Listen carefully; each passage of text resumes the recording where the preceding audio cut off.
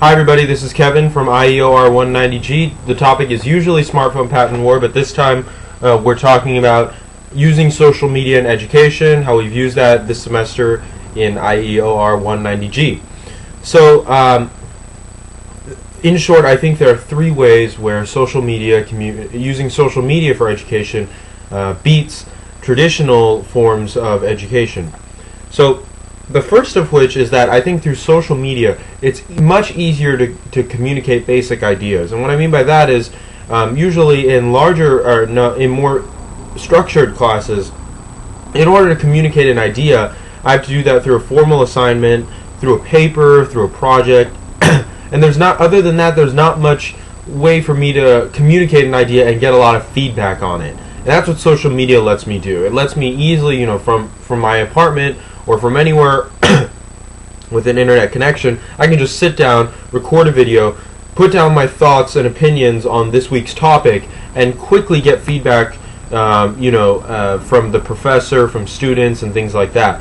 So I think social media works a lot better in very quick, fast, and easy communication, which I think increases our learning a lot. Secondly, I think social media is much better for retaining information.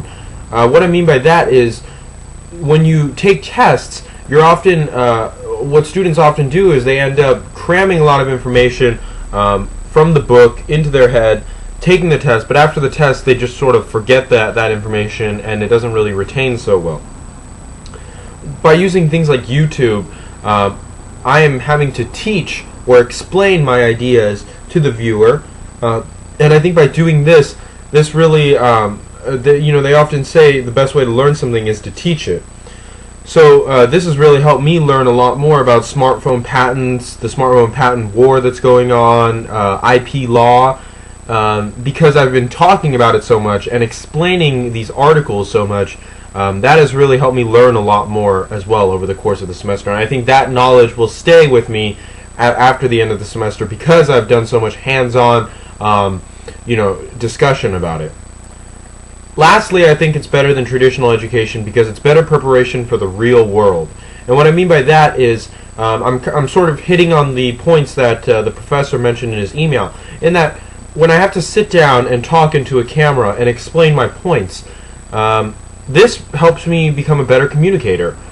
Most of the videos that I post on YouTube for this class, they're not shot in one take. They take several takes because I'm looking at the video, trying to see with each shoot that I do, trying to see, okay, can I make my speaking better? Can I improve the way that I use hand gestures, communication, things like that. And so that has helped me be a lot more self-aware of how I talk, and I think that also makes me a better interviewer, a better public speaker, and things like that. So those are basically the 3 points that I see in where social media education exceeds the effectiveness of traditional education. That is, it makes it easier to communicate ideas, it's better for long-term information retention and learning, and it's better preparation for the real world. Once again, thanks for watching my video this week, and have a great week. Bye-bye.